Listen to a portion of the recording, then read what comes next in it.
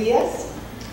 Quiero primero que nada agradecer que me hayan invitado a conversar y a compartir con ustedes un tema que a mí me apasiona, el tema de la psicoterapia en general y especialmente el tema de ser efectivo, de dar un buen servicio, de que los psicólogos hagan unas cosas bien, que demos un servicio a nuestros clientes, que aliviemos su sufrimiento, que los ayudemos a resolver sus problemas, que caminen en la dirección de sus sueños. Para mí la psicoterapia tiene que ver con eso, con todos esos asuntos, no solo con aliviar el sufrimiento. Es un tema que, como yo les decía, la verdad es que me mueve, me encanta poder estar aquí y compartir con ustedes lo que yo he leído y aprendido de todo esto en mis últimos años de experiencia clínica. Quiero decirles también que estoy muy contenta porque el paisaje que ustedes tienen para estudiar, para caminar, para trabajar, visité algunas oficinas de esta universidad y la verdad es que no sé cómo trabajan, con esa vista preciosa, con esa posibilidad de irse a las dunas, a las playas, no sé qué están haciendo en clases en realidad, pero qué bueno que estén aquí, espero que sea un rato agradable, que sea de aprendizaje también, que resulte, para mí el aprendizaje tiene que ver con pasarlo bien, tiene que ver con disfrutar y tiene que ver con abrirse a escuchar. Yo quiero compartir con ustedes lo que he estado aprendiendo en estos últimos años, no porque lo sepa demasiado bien, sino que porque creo que cuando algunas cosas importantes se saben, tenemos la responsabilidad de difundirlas, de transmitirlas y de conocerlas.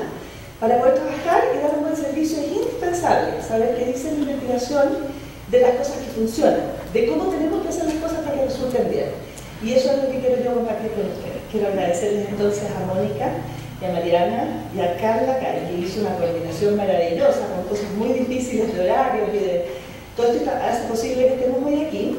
Quiero agradecerle también a don Juan, que no anda por ahí, pero que conectó todos mis equipos y estuvo por ahí haciendo una labor importante con el micrófono del artista principal, como decía él y todo eso. Muchas gracias, don Juan. Y quiero agradecer también a Paula. Paula es mi hija, además de ser psicóloga de la Católica, tengo el honor, el privilegio y la maravilla de estar con mi hija aquí, que es quien hace que esta presentación sea posible en términos tecnológicos, en términos de fotos, y todo lo lindo que aquí salga es producto de que ella me ayuda a hacer.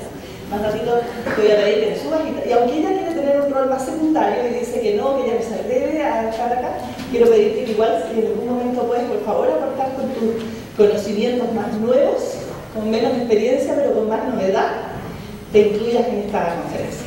Gracias, Paula. Bien, yo voy a pedir permiso para bajarme. ¿Me puedo bajar a un escenario más cercano, verdad? Bien. Vamos. Sí, sí, sí. Ya le digo una gracia a Juan. Ahí. ¿Se escucha? Sí. Bien. Vamos a hablar entonces. Yo ya le digo gracias a don Juan, así que tú vas a tener que andar súper bien ya. Bien. Vamos a hablar de efectividad. Vamos a hablar de efectividad en un trabajo que es un trabajo importante, es la dedicación a la psicoterapia. Yo he dedicado muchos años de mi vida a formar terapeutas, especialmente con un sentido de que, como yo les decía hace un ratito, hagamos un buen trabajo. Yo soy una psicóloga que soy muy orientada a los resultados, que me importa que las cosas funcionen, que se noten que funcionen, son muy prácticas, muy concretas. Entonces, no voy a hablar con ustedes de muchas teorías aquí, ni en un nivel muy abstracto. Voy a hablar de cosas muy prácticas, muy concretas, porque creo que ahí es donde está. En el resultado está el alivio del sufrimiento y está el bienestar de las personas. Y es algo que me ha movido desde muy joven, desde que empecé. La verdad es que me sacaba conchas cuando en la universidad decían los psicólogos no sirven para nada. Y yo era una de esas psicólogas y quería servir. Y yo los invito a ustedes también a tratar de que no se diga nunca más que los psicólogos no servimos para nada. Nosotros tenemos el primer deber que es servir, dar un buen servicio, y eso implica dar resultados. Y quiero entonces conversar con ustedes acerca de esto.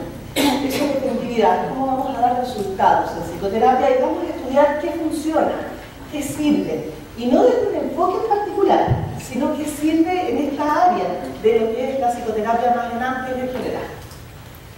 Bien, ¿por qué este tema? Primero que nada, este tema me interesa porque como les decía, la efectividad de los psicólogos muchas veces es cuestionada socialmente, y a veces con razón. Muchas veces hemos escuchado, ustedes están recién empezando, pero yo con más ganas, muchas veces he escuchado con mucho sufrimiento, personas decirme que han ido a muchos psicólogos y que no han sacado nada, y que no han servido nada. Y eso no dejo de escucharlo, y eso no puede sino preocuparnos. Y socialmente somos una profesión que estamos cuestionados desde otras profesiones, desde otros lugares, claramente. La gente, en lo que se hace, se pregunta por qué la gente no va al psicólogo. Y la mayoría de las respuestas a esa pregunta es porque no sirven, es porque no sé qué hacen. Son cosas que realmente nosotros tenemos el deber, nosotros como psicólogos, de preocuparnos, de promover, de mostrar y de hacer saber a los demás para qué servimos y luego de decir para qué servimos, servir para eso. También me interesa este tema porque también por mis canas yo he presenciado muchas de estas revoluciones de la psicoterapia y de la psicología. La revolución cognitiva, ustedes lo han estudiado, cuando Ellis y Beck prometían grandes resultados con la psicoterapia cognitiva, y ahora sí que vamos a investigación, y vamos a algo científico, y ahora sí que las cosas van a resultar. Y grandes revoluciones hemos presenciado, después la revolución sistémica también, ofreciendo grandes posibilidades, grandes resultados. ¿Y qué hemos visto de eso? La verdad es que hemos visto que esos grandes maestros que han promovido esas grandes revoluciones, como Ellis, Beck, como los sistémicos, ellos tenían resultados impresionantes, y es verdad que los tenían, pero después sus seguidores, ninguno ha hecho de eso que prometieron los primeros. Algo pasa, parece. Algo pasa que no está, parece, en esos enfoques y en esa teoría, en esas revoluciones. Se va como difundiendo, se va como haciendo nada, se va perdiendo. Y lo peor, me parece a mí, es que se va votando, porque si en algún momento hubo esa revolución y se probó que las cosas funcionaban, algo de esas teorías y técnicas tienen que servir. Pero parecen irse desechando y promoviendo nuevas cosas y avanzándose en lo que van votando lo antiguo. Yo creo que hay que ir integrando y hay que ir sosteniendo de los distintos enfoques aquello que sí ha servido. Y hay que ir contando con recursos para seguir adelante en la vida sin botar lo que para atrás, como todo nuevo, todo de nuevo lo nuevo. Y en una mirada desde ahí integradora, en una mirada respetuosa desde lo que se ha servido y resultados, creo que podemos encontrar más fundamentos para poder hacer un trabajo que tenga sentido. De modo que yo les invito ahora a mirar eso, a mirar esas revoluciones que han habido, qué es lo que queda, qué es lo que sirve, qué es lo que es útil aún hoy día, qué mucha investigación que todavía sirve. Porque fíjense que el número de los modelos de psicoterapia a los cuales hemos estado enfrentados y hemos ido conociendo ha aumentado desde los años 60, ha aumentado desde 60 a 400. Tenemos 400 modelos distintos de hacer psicoterapia. Los podemos estudiar todos y todos dicen ser efectivos para distintas cosas y en distintos tipos de clientes. O sea, ustedes comprenderán que cualquier disciplina que tenga 400 modelos que te dicen cómo hacer las cosas, se pone un poco de acuerdo de cómo hacer las cosas, porque además entre un modelo y el otro, muchas veces hay inconsistencias, contradicciones y no se ponen de acuerdo. En medicina, por ejemplo, con 2, 3, 5 libros, máximo 10, y todos dicen cosas bastante parecidas, se dice cómo enfrentar los problemas. Parecen saber mejor qué hacer y cómo se hace esa disciplina, tiene un mayor adelanto. En psicología, la verdad, es que aun cuando aumentan los tipos de modelos de teoría, no aumenta la efectividad con la cual estamos trabajando y respondiendo a lo que estamos haciendo. Y eso me preocupa también. Parece no están leyendo más teoría que no estar saliendo y descubriendo más cosas, más asuntos de cosas. Y por último, también quiero hablar de este tema porque sí hay investigación acerca de cómo aumentar la efectividad de nuestros tratamientos independiente del enfoque técnico que nosotros empleemos. Y quiero empezar con ustedes también de eso. Yo no les voy a hablar de un nuevo enfoque. Estoy en contra de estos nuevos enfoques en general. No quiero ser el 401. Quiero unir de eso que hay, mostrar qué es lo que sí nos puede servir. De eso es por la razón por la cual yo quiero conversar con ustedes hoy. Bien, entonces esto implica un cambio de paradigma. Y yo los invito entonces a mirar, a abrirse y a mirar con otros lentes. Con unos lentes que nos lleven a mirar más, a conocer más los datos de una terapia que esté basada en evidencia más que en eminencias, más que en aquellos que dicen cómo se hacen las cosas y saber cómo se hace. Miremos qué evidencia hay de todos ellos de lo que sí funciona.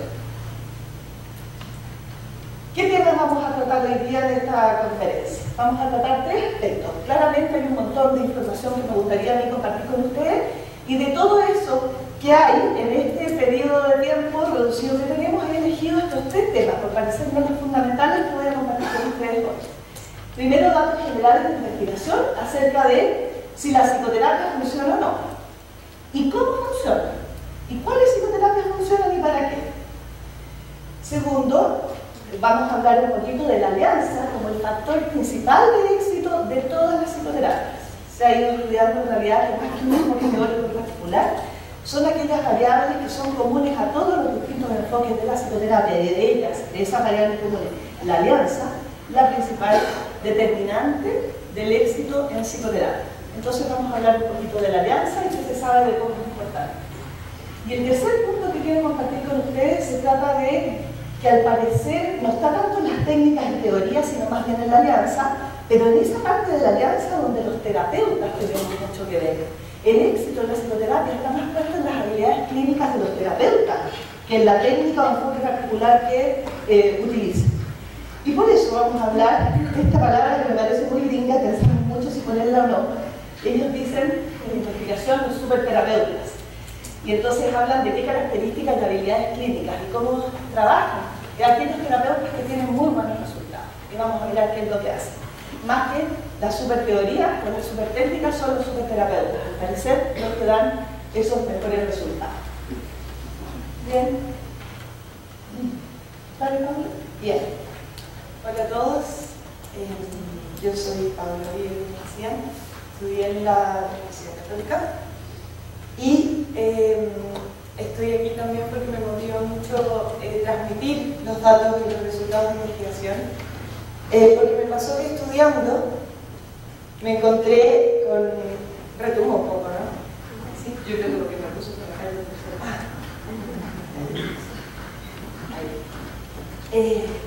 yo estudiando me encontré con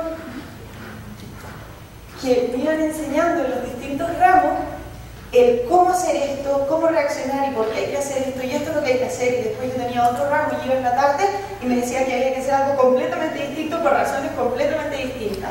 Y eso con 5 ramos en un semestre.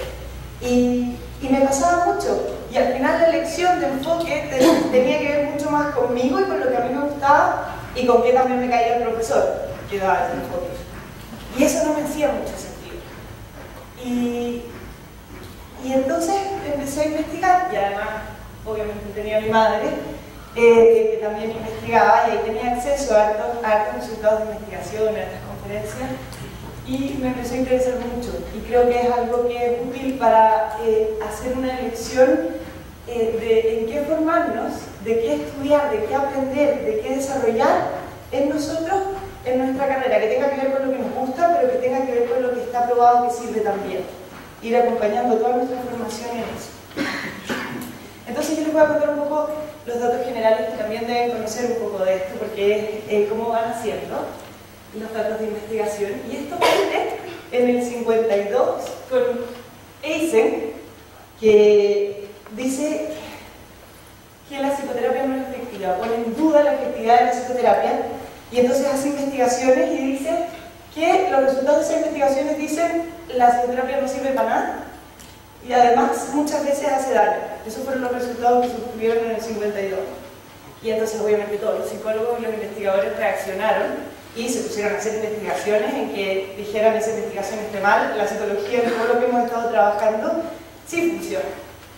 Y entonces muchos se pusieron a investigar y ahora ya estamos en otro lugar en investigación y han probado que la psicología sí funciona.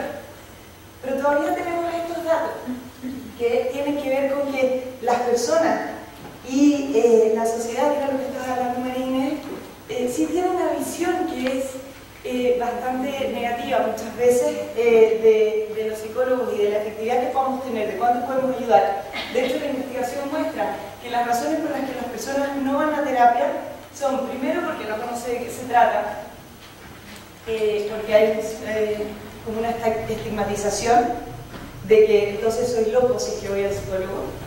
También porque puede durar mucho los tratamientos, porque se dice que, claro, entonces me voy a quedar 2 años en un tratamiento y eso me va a salir muy caro. Pero principalmente la razón por la que las personas no van al psicólogo es porque creen que los psicólogos no sirven, porque los psicólogos no nos pueden ayudar. Entonces, esa duda que tuvo Eysenck antes y que la investigación ha probado que no es así, todavía no hemos podido mostrar como psicólogos que sí podemos ser efectivos. Y entonces, luego de que se empezó a probar que sí servía la psicoterapia, se hicieron muchos meta-análisis sobre esas múltiples investigaciones que se estaban haciendo y se comprobó entonces que la psicoterapia es efectiva, es eficiente y es duradera. Se vio que las personas que asisten a la psicoterapia están en un 80% mejor que cuando llegaron. Se ve que además es rápida, que se logra solucionar problemas en cortos periodos de tiempo. En la sesión 8 ya el 50% de los pacientes están mejor y en la sesión 26 el 75% está mejor en promedio. Hay una diferencia de nivel de gravedad, pero sí podemos acelerar el proceso de salud. Y también que es duradera, se hacen mediciones después de 1 año y 2 años de finalizar el tratamiento y se ve que hay mantención de los cambios. Y entonces, antes la pregunta, cuando Eysenck partió investigando, la pregunta era si es que la psicoterapia funcionaba. Y ahí pudimos contestar que sí funciona. Y entonces los investigadores se pusieron a buscar qué es lo que hace que la psicoterapia funcione. ¿Cómo funciona la psicoterapia? Y en ese sentido hay muchas creencias populares que todavía se sostienen. Cuando Paula decía que la psicoterapia es duradera, que es eficiente, que es efectiva, y estaban las referencias de los datos, me gustaría que si es que alguien quiere un poco más de profundización sobre alguno de estos datos que estamos diciendo, si bien las referencias están ahí puestas en pantalla, nosotros podemos mandarles este PPT y un artículo que está escrito sobre psicoterapia para que no tomen apuntes o para que puedan ustedes leer un poco más de algo de lo que les pueda interesar de lo que estamos diciendo, porque claramente en este rato vamos a pasar hablando y dando los datos y que hay que profundizar con mayor detención en cualquier punto que a ustedes les interese. Fíjense que hay algunas creencias populares importantes en relación a la psicoterapia que están bien cuestionadas por la investigación actual. Primero es que el tipo de técnica importa y el segundo es que más tratamiento es mejor. Mucha gente piensa que mientras más tratamiento le damos a las personas es mejor y que cuando los pacientes están más mal les decimos que tienen que venir más al psicólogo. Y eso está seriamente cuestionado. Y también que el tipo de técnica importa, en el sentido de que parece ser una creencia popular que hay algunas técnicas que son mejores que otras. También está seriamente cuestionado. Me gustaría compartir con ustedes esta frase de que los terapeutas aún creen que el expertise de su técnica les dará resultados exitosos. Me gustaría conversar un poquito con ustedes de esto. ¿Piensan esto o por qué no? ¿Cómo puede ser que no? ¿Cómo puede ser que no sea la técnica tan importante o el expertise en la técnica? Y si ustedes se ven, los terapeutas y todos los psicólogos en general invierten mucha información en aprendizaje de técnicas.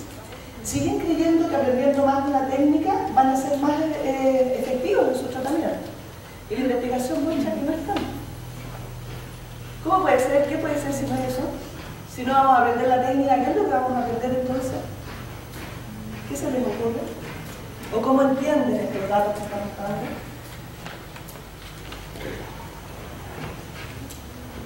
Cualquier cosa, si estamos aquí para aprender, no va a respuestas correctas. Dale. Es importante poner atención a las conferencias de psicólogos. Perfecto. Absolutamente. ¿Aquí lo que estamos hablando? Bueno, que para implementar técnicas que se nos enseñan tenemos que desarrollar también competencias nosotros mismos para poder realizarla de manera correcta y de una manera eficiente. Exacto. El punto no es la técnica, el punto es cómo cada uno de nosotros debe ajustar dicha técnica al cliente que tiene al frente. Importa tanto el terapeuta como el cliente y el debido ajuste a la medida que se encuentra, porque cualquier técnica puede ser muy efectiva. Una técnica humanista, sistémica, psicodinámica, conductual, cognitiva, cualquiera, de todos los 400 enfoques que ustedes quieran, los pueden conocer y escuchar. Pero no tienen segura la efectividad porque conocen la técnica. La técnica puede no servirle a esa persona en particular, No a cualquier persona lo puede sentar en una silla vacía, hacer un ejercicio de roleplay. No a cualquier persona lo puede poner a hacer un análisis de la relación con su padre desde la infancia. Hay personas que eso les serviría y le viene bien, y hay personas que no. Y tener la capacidad para ajustar eso, para darnos cuenta, y tener la flexibilidad del terapeuta ayuda a que nos vaya mejor y que podamos ayudar a más personas en nuestro trabajo. No se trata tanto de la técnica, sino, como bien decía el colega que está allá, o casi colega que está allá, se trata de las competencias que como terapeutas podamos nosotros desarrollar. Por lo tanto, pongan mucho énfasis en el aprendizaje, en el desarrollo de esas habilidades clínicas que les permiten tener un buen ojo para ajustar la técnica al cliente. Las características del cliente son importantes, y también que sean coherentes con ustedes, porque nadie le va bien con una técnica que uno no cree, que no le hace mucho sentido. Lo principal es que uno como terapeuta, esa técnica o ese enfoque le haga a uno sentido y sea coherente con él. Uno no puede hacer cualquier cosa tampoco como terapeuta. Tiene un estilo. Bien. ¿Cómo funciona la psicoterapia entonces? Ya estábamos hablando, ¿serán las técnicas? Al parecer no. Se habla de la paradoja de la equivalencia. Se habla también de un empate técnico. Lambert tiene mucha investigación que ustedes deben conocer en ese sentido, y nos muestran que en realidad todos los enfoques pueden ser útiles. Todos. No hay ninguno obstacolo. No nos creamos que porque somos de determinado enfoque somos mejores que los otros que son de otro enfoque. Son todos los enfoques posibles, exitosos y ganadores. No hay ninguno que podamos desechar por inútil ni por menos efectivo. Y son similares en efectividad. Algunos tienen más efectividad para algunos tipos de cuadros clínicos, otros para algunos tipos de clientes, pero no hay una diferencia significativa en eso. Ahí no se marca. Y entonces se dice, esto del veredicto del pájaro dodo, dice, todos han ganado y todos deben recibir premios. Por lo tanto, estamos todos bien con lo que sabemos a nivel de técnica y de teoría. No son las técnicas las que marcan la diferencia. Las técnicas nos aportan en un porcentaje similar a todos. Y todas las técnicas son igualmente respetables y válidas. No está en la técnica. Ahí a mí me gustaría hacer un hincapié en decir que no estamos diciendo que las técnicas no sean importantes. Las técnicas son muy importantes. El tener una técnica, manejarla bien, elegir, el tener un qué hacer, un cómo hacerlo, en terapia sí es fundamental. De hecho, la investigación lo que muestra es que no hay diferencia en efectividad entre las distintas técnicas, pero sí hay una gran incidencia en el hecho de que el terapeuta tenga una técnica, la conozca bien, la maneje bien, pero sobre todo crea en que esa técnica va a funcionar. El hecho de que el terapeuta crea en su técnica y que por lo tanto entonces el cliente pueda creer en que eso que se está haciendo, en la forma en que se está haciendo, va a funcionar, determina de gran manera el éxito del proceso de psicoterapia. Entonces, sí hay que tener una, sí hay que formarse en eso, pero podemos elegir la que nos acomode más, porque no hay diferencia entre ellas. Y entonces, estos resultados también de que no eran las técnicas, de que las técnicas eran exactamente iguales, también fueron muy cuestionados, porque antes, mucho más que ahora, era una discusión casi política entre los distintos enfoques. La gente que era psicoanalista no era amiga de la gente que era conductual. Eran peleas en donde se jugaban ya el ego de cada uno. Ahora eso ya pasa menos. Pero ahí estos resultados fueron muy molestos. De hecho, este señor, no sé cómo se pronuncia el apellido, pero Zugali, inició investigaciones sobre eso, alegando que eran problemas metodológicos de estos resultados que disminuyeron aún más la incidencia que tienen las técnicas, la diferencia que tienen las técnicas en el éxito de un proceso. Y desde ahí hasta ahora, ese porcentaje de las técnicas ha ido disminuyendo cada vez más. De hecho, en la última conferencia el resultado era cero. No hay ninguna diferencia entre técnicas.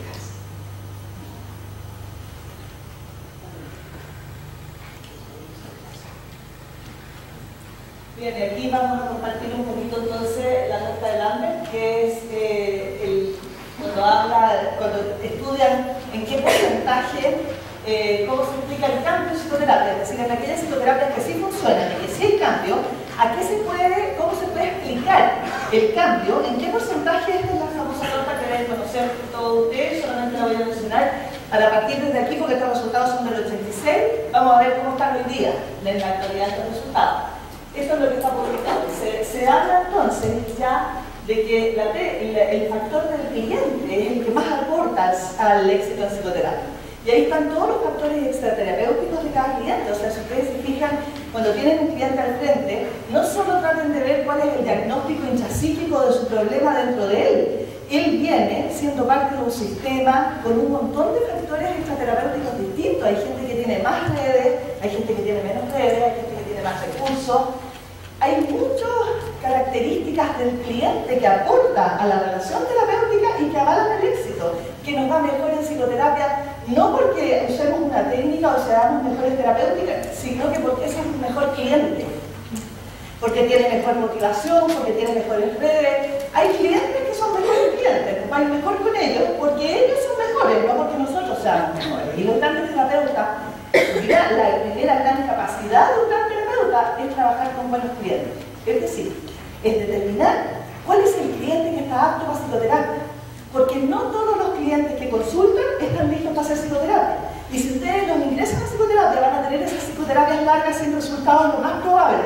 Y no porque ustedes sean malos terapeutas, sino porque ellos no son clientes para psicoterapia. Y saber diferenciar eso es fundamental en un comienzo, para no entrar en esto de ser psicólogo y no servir para nada.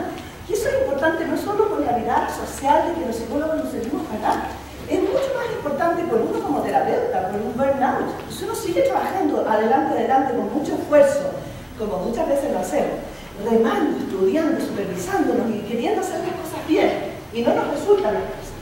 Nosotros mismos nos frustramos en un trabajo muy desgastador y muy solo, muy solitario. Así que tengan cuidado con eso y preocúpense de ver cuáles son los factores del cliente que ayudan a que tenga éxito en la psicoterapia. Y eso es lo primero porque es el gran porcentaje de éxito de la psicoterapia está puesto en las características del cliente. Y eso está muy descrito, debemos de saberlo. Después, el segundo porcentaje, el 30%, son factores de la relación. Es decir, todos sabemos que la relación terapéutica, que lo hemos escuchado claramente, es la base de la psicoterapia y ahí está el éxito. Sí, eso se sabe desde mucho tiempo. Pero aquí se ha estudiado claramente qué factores de la relación y qué tenemos que hacer los terapeutas para entablar qué tipo de relación con qué tipo de paciente para lograr éxito. Porque la relación terapéutica no es siempre igual y debe de ajustarse de manera muy particular a cada tipo de paciente. Distinto es la relación si tenemos un paciente más resistente o menos resistente, un paciente más formal o más informal. Son muchos aspectos los que se han estudiado y hay escalas de descripciones de cómo ajustar la relación para tener una buena posibilidad de éxito en psicoterapia. Y eso habla de las competencias del terapeuta, porque claramente los terapeutas que podamos ser más flexibles en nuestro estilo interaccional, vamos a tener más posibilidades de tener relaciones terapéuticas con posibilidades de éxito que algunos que solamente tengamos un estilo más distante, por ejemplo, o más formal. Tratemos de ajustarnos a los distintos clientes de distintos modos. Eso está muy descrito y muy estudiado también. Después un 15% lo trae el cliente con sus expectativas y con el efecto placebo. O sea, lo que ellos creen que va a pasar en psicoterapia determina fuerte qué es lo que pasa en psicoterapia. De modo que averiguar de eso es bastante importante también desde el comienzo. Y por último, el siguiente 15% es el de las técnicas que implica que según... pero cualquier técnica aporta solo un 15%. De modo que fíjense que cuando uno comienza una psicoterapia, tiene un gran porcentaje ganado desde el terapeuta, el 70%. Tenemos para poder influir nosotros, para poder detectar las variables del cliente que nos puedan y traer al sistema. Usen el sistema de la gente de la mejor manera posible, el sistema de los pacientes, el sistema del cliente. No se queden solo con un paciente y con su sistema intrapsíquico, eso es una parte de lo que ustedes pueden intervenir. No es todo, hay un montón de más cosas que pueden usar. El colegio, los profesores, los amigos, los sistemas que lo rodean, un montón de cosas. Bien, y ese es el 15% de las técnicas. es lo que decía la Paula, y estos resultados todavía no están publicados recién el 7% de las técnicas, pero actualmente en el 2011, no, en el 2010, en el entrenamiento que fuimos a terapias breves con Miller, en el 2010 está en un 0% la técnica. Es impresionante. Y le ha quitado lugar a la técnica que es correlacional. Por eso los factores de la alianza, y vamos a ver cuáles, ahí está la fuerza del éxito, con cualquier técnica. Se comió lo relacional y la técnica, porque es muy difícil diferenciar qué parte es la técnica y qué parte es la competencia del terapeuta usando esa técnica. Y por lo tanto van en esa dirección. ¿Vas tú? Sí. Bueno, entonces esos eran los resultados que se publicaron en el 86. Y ahora entonces, actualmente, ¿cuáles son los resultados que nos contaron de investigación? Primero, Miller, que es el que es la cabeza de la investigación de la conferencia a la que fuimos, que es de los investigadores más importantes, dio este dato y se reía porque decía que el dato más importante que obtuvieron es que todos los tratamientos funcionan igual de bien, algunas veces con algunos clientes. En el fondo, nada. Entonces, y eso es lo que pasa. Pasa que trabajamos un montón y a veces nos va bien y a veces no sabemos ni siquiera por qué. Y entonces, ¿qué es lo que marca la diferencia? Si es que no le marca la diferencia en los tratamientos, estos factores comunes de los que estábamos hablando, que están presentes en todos los enfoques en psicoterapia. Y ahora, actualmente, ¿qué se muestra? Se muestra que, primero, de los clientes que llegan a buscar psicoterapia, el 50% deserta. Ese es el promedio. Es normal que el 50% deserte. Y de ese 50% que se queda, el 80% mejora. ¿Qué otros resultados surgieron también importantes que les queremos contar? Es que se ve que, si bien no hay diferencia entre enfoques, hay una gran diferencia entre los terapeutas, y de ahí este término superterapeuta. Y esa es como la investigación que se está dando ahora. Es esta diferencia. Se muestra que algunos terapeutas tienen el 70% de éxito con sus clientes y otros tienen 20%. O sea, en todos los enfoques que hay superterapeutas, hay terapeutas mediocres y hay terapeutas que no les va bien y que incluso hacen daño. ¿Qué es lo que marca la diferencia entre estos terapeutas, entre los que son superterapeutas y los que no?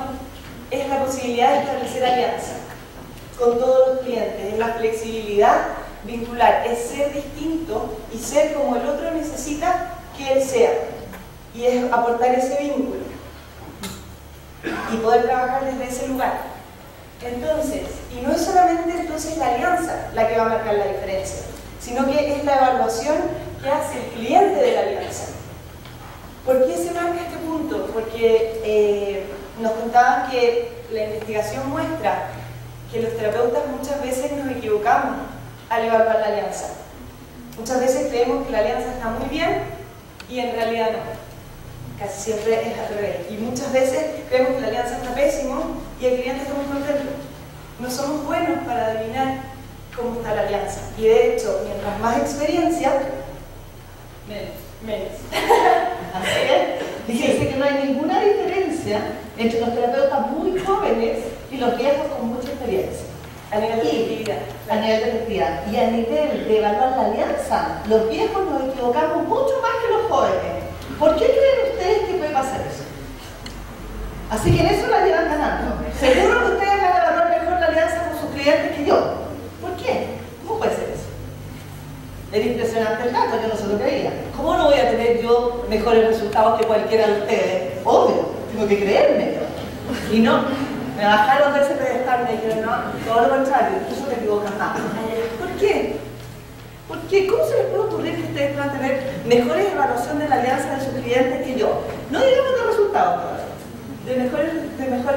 ¿Qué? ¿Será algo que nosotros los que son como más experiencia, como más años, han confiado más en la técnica, de nada más buscar la experiencia que es más flexible cuando es más viejo, ya no es tan flexible como cuando es más joven? Sí, sí. Y fíjate que, porque los psicólogos más viejos confiamos más y creemos que sabemos, con más frecuencia que los jóvenes que están más dudosos. Entonces se recomienda a los jóvenes y a los viejos sostener esa sana duda, esa ingenuidad en el creer que no sé y estar abierto a resultados y a la opinión del otro. Creer que sabemos nos dificulta a los viejos tener mejores resultados. Muchas veces creemos que sabemos porque hemos tenido experiencia, porque hemos visto casos parecidos, pero no hay nunca ningún caso muy igual. De modo que ese creer que sabemos por la experiencia nos lleva a cometer más errores que aciertos. Es como la empatía. ¿Se han fijado que cuando uno le habla a alguien que es muy parecido a uno y uno está entendiendo todo rápido porque uno ha vivido esa experiencia o porque la vive desde un lugar parecido, le es tan fácil entender? Bueno, cuando uno comete los más grandes errores, empatía desde ahí, porque crees entender y claro, uno entiende una parte, pero cree que entiende todo lo que no era y supone un montón de cosas porque le resulta muy conocido. Cuando la gente nos habla a nosotros de cosas que nos cuesta tanto entender, como, ¿cómo puede esta persona sentir y vivir esto? Uno pone mucho más atención a hacer un proceso de empatía más planificado y más ordenado, y es mucho más posible ser de verdad empático que cuando uno se deja en automático llevar y cree que entiende. Entonces, cuando uno cree que sabe, mal. Cuando uno cree que entiende, mal resultado.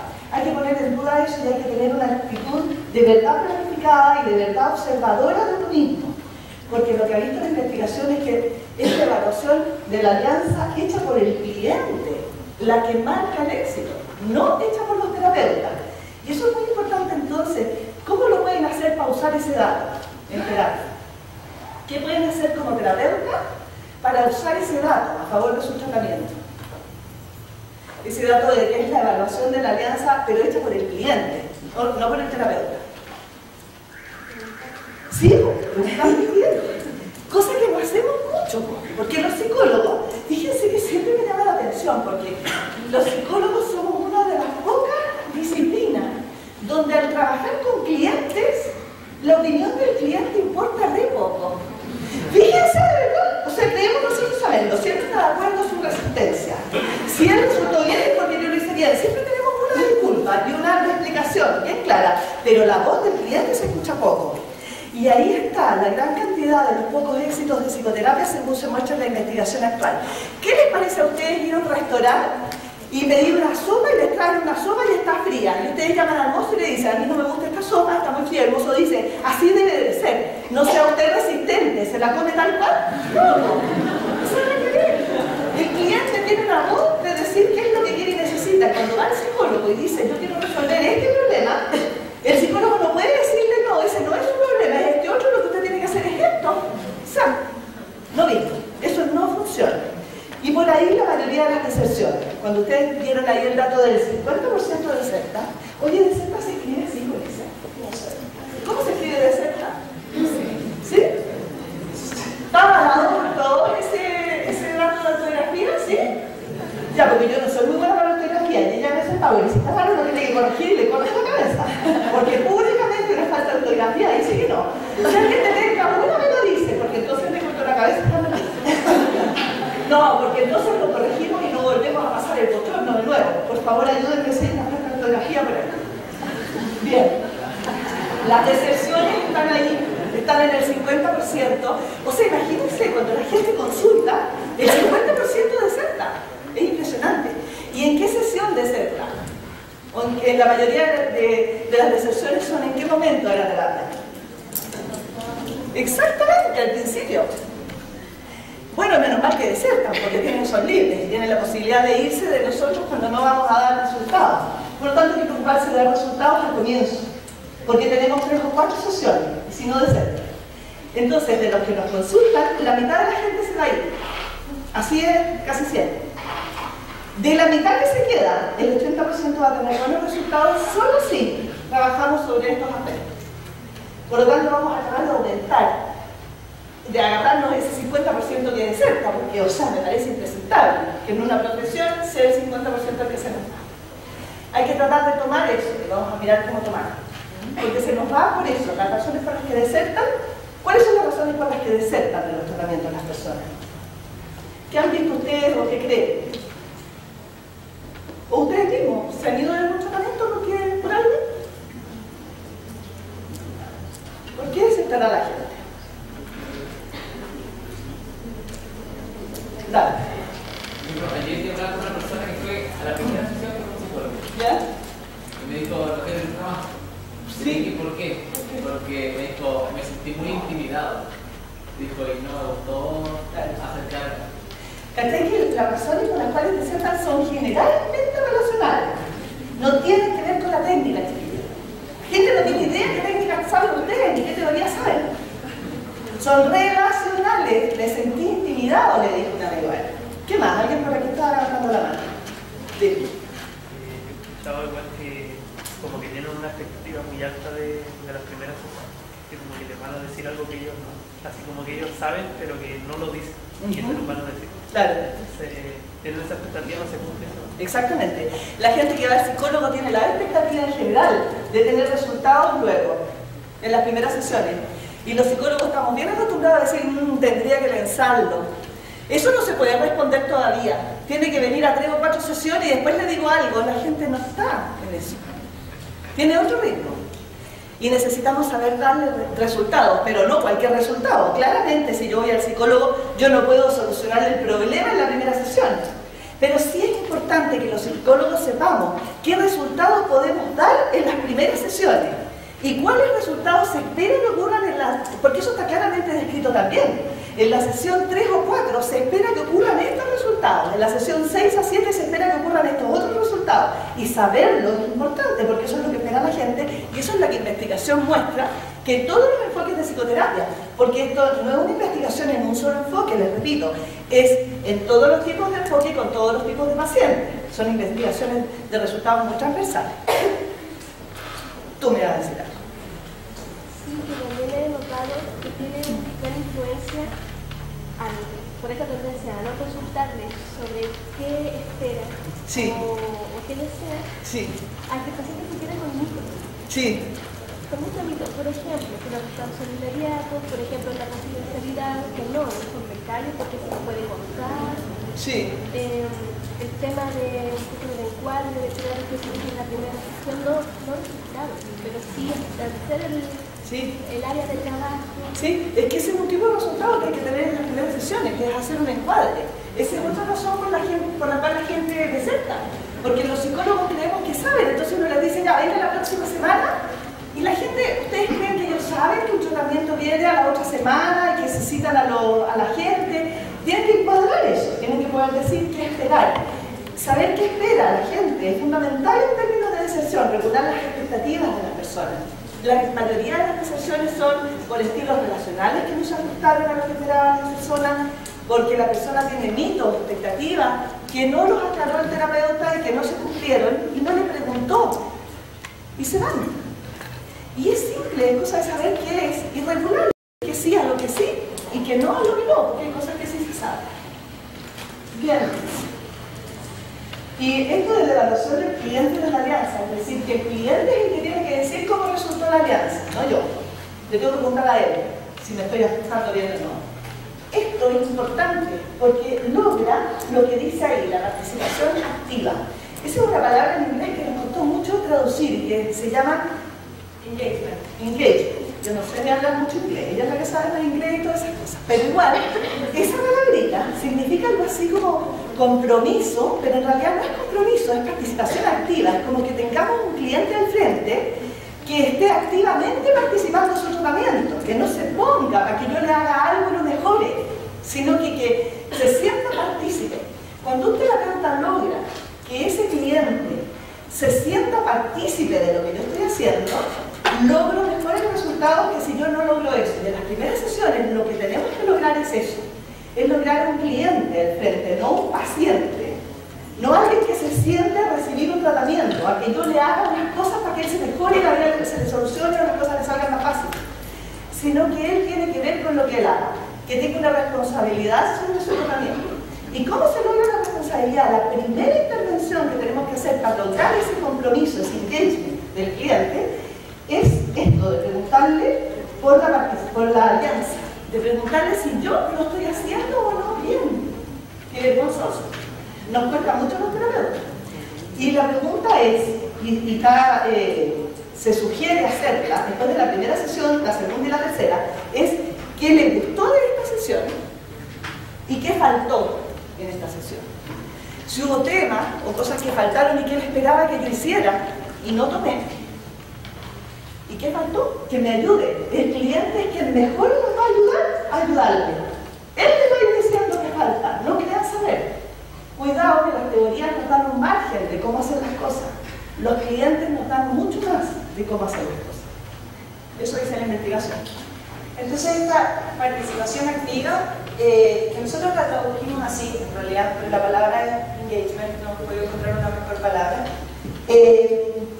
tiene que ver con que el cliente entonces diga ideas nuevas, proponga cosas que hacer, nos diga que no a algunas cosas que nosotros decimos y diga no, pero entonces pensemos lo mejor desde esta otra manera, se le ocurran cosas, rechace unas, acepte otras, sea propositivo. Eso es un cliente que está participando activamente. Y eso lo logramos a través de la alianza. Y también a través de preguntarle, que es algo que se hace poco, porque como tenemos una similaridad al esquema médico de tratamiento, entonces el otro es paciente y no tiene mucha idea de lo que se está haciendo, no tiene mucha idea de cuándo se va a solucionar, ni de qué es lo que va a pasar cuando se solucione, ni de cómo lo tiene que hacer. Y entonces hacerlo, incluirlo como persona que puede hacer cosas y que tiene algo que decir y que lo que dice es válido, lo hace tener participación activa, lo hace tener más compromiso. Preguntarle cómo qué espera, preguntarle si ha visto resultados y preguntarle si es que hay algo que pudiera mejorar, qué quiere que se mantenga. Que lo que él dice y lo que él quiere es importante, lo que él cree es importante. El crear ese contexto en terapia que afirma la alianza y crea esta participación activa, que es el mayor determinante de éxito. Y que no quiere decir hacer lo que los clientes me dicen, ¿eh? Eso después con sus supervisores lo preguntan bien, pero no quiere decir que si el cliente me dice que me ponga de guata, yo tengo que poner de guata. Aquí la experta soy yo, pero es tomar en cuenta la voz del otro. ¿Okay? Aquí la que sabe cómo se hacen las cosas soy yo, pero debo de ajustarme a lo que el otro necesita, no el otro que me diga. El otro sabe qué quiere, pero yo sé cómo. Yo sé si parada, sentada o de guata. Él no. Porque es que lo que yo quiero, señorita, es que usted cite a mi marido para que le diga que temprano sea más cariñoso conmigo. Es que lo que yo quiero es que usted cite a mi hijo adolescente para que deje chocar los autos. No es así la verdad. No es que yo vaya a hacer lo que dicen los clientes. Que no se entienda de ese modo, eso no es alianza. No, que dice la investigación que el hecho de preguntar expectativas aumenta el éxito del tratamiento.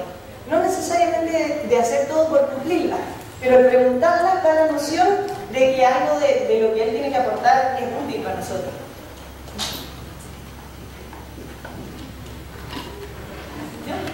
Bien, vamos a entrar entonces a hablar un poquito más de alianza, que es el factor principal, que como les decía, no es hacer lo que quiere la gente, pero sí es poder ajustarnos a aquello. Vamos a mirar cómo.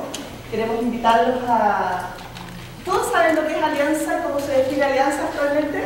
Que no es relación terapéutica. ¿Quién sabe lo que es alianza? El concepto de alianza. Ok, vamos a hablar un poquito de eso. Vamos a invitarlos a ver un video, porque la alianza tiene mucho que ver con la conexión. Y quiero invitarlos a ver un video de conexión, porque lo principal que un terapeuta tiene que hacer es establecer alianza con el otro.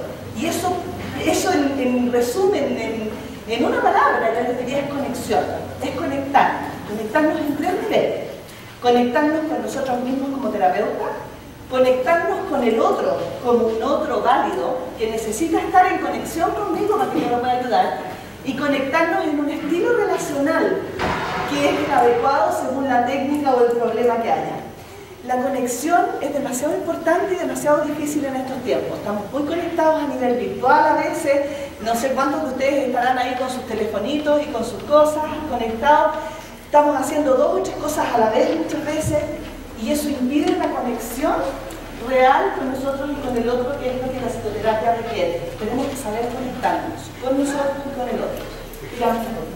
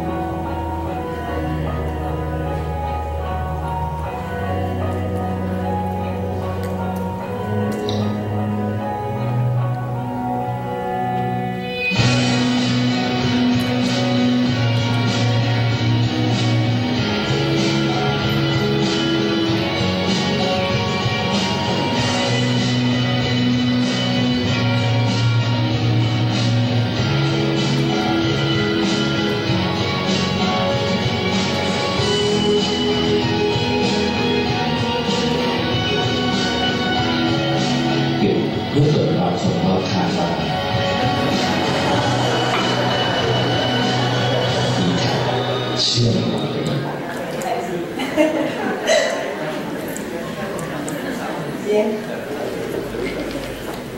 ¿A qué le mostramos ese video? ¿Qué les ocurre al ver, al darse cuenta, al tener esa experiencia? ¿Qué tiene que ver eso con la psicoterapia?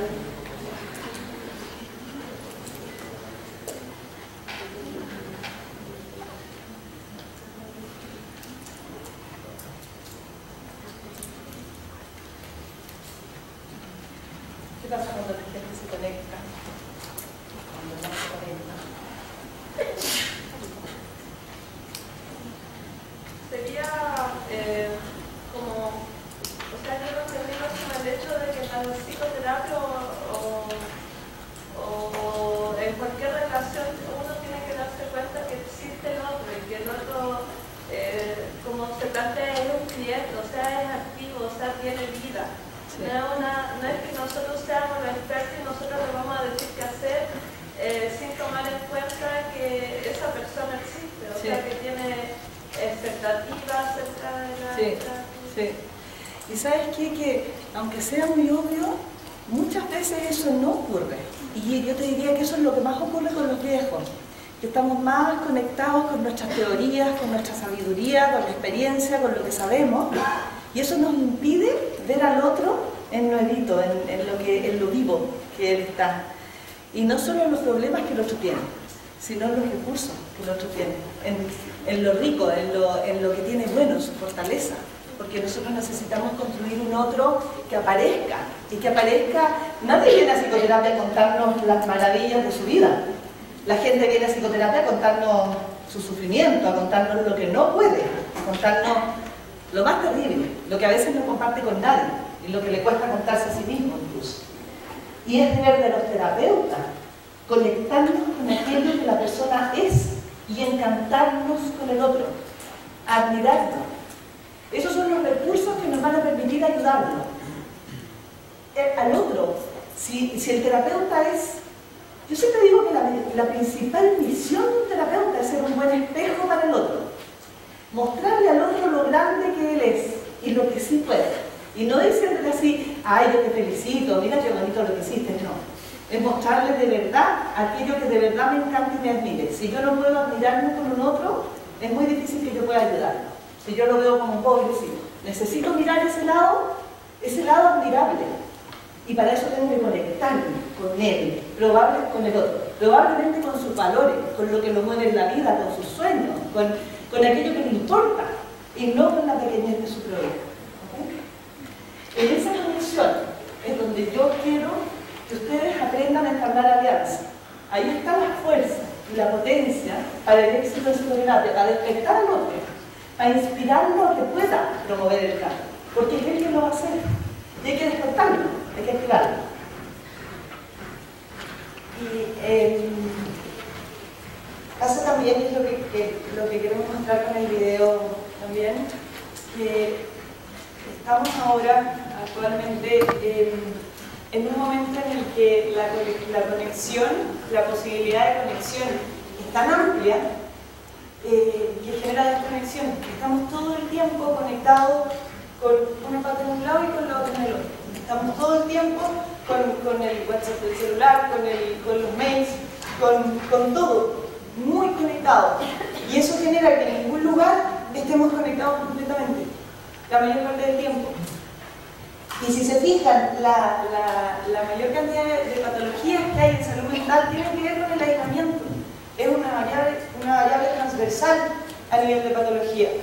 Tiene que ver con el quedarse solo o con el daño, con el aislarse, o con el dañar a otros, con la falta de vínculo, de conversación profunda, de cariño.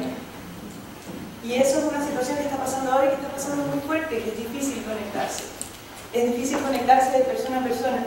Y la alianza tiene que ver no solamente con el hacer un buen vínculo y recibir al otro, desde lo empático, desde el vínculo, desde el contener su pena, sino que verlo, ser un buen espejo, como decía María. No solamente trabajar con su patología, sino que conectarse con el otro como persona. Y eso es alianza, y eso es lo que potencia. El otro está pidiendo conectarse, no solamente ser ayudado en esta área de la vida, sino que conectarse con un otro y ser validado, y entonces puede participar activamente. Esa es la potencia que tiene la alianza ahora. Entonces, ¿qué es alianza? Vamos a utilizar la definición de Bourdieu, que es la más general y es la que se usa en la mayoría de las investigaciones. Alianza no es solamente la relación terapéutica, como hablábamos, y por supuesto que no significa caerle bien al otro. Muchas veces significa elevar el nivel de tensión para el otro. La gente demasiado abajo necesitamos como terapeutas elevar su tensión, y la gente que está demasiado tensa necesitamos bajar los niveles de tensión, y eso requiere alianzas o vínculos distintos. A veces ser un poquito pesada viene bien, y poner límites también viene bien, y ser muy amable y contenedora a veces no. Hay que regular eso. Y entonces de la alianza es como una mesa de 3 patas, digo yo siempre. La primera pata es el vínculo, sí.